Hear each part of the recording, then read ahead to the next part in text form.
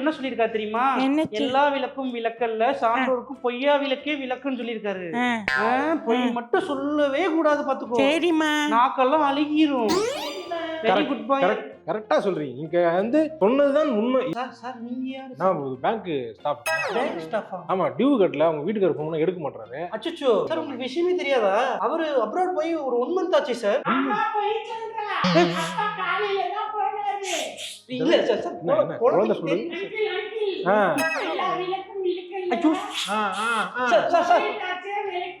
அப்பா எங்கண்ணா கண்டு போயிருக்காரு? படத்துக்கு போயிருக்காரா? சரி சரி, நான் பாத்துக்கிறேன்.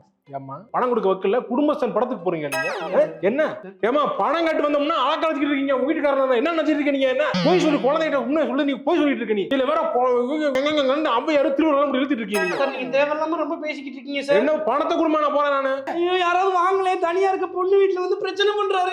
யாராவது இல்ல நான் கடன் கொடுத்துருந்தேங்க.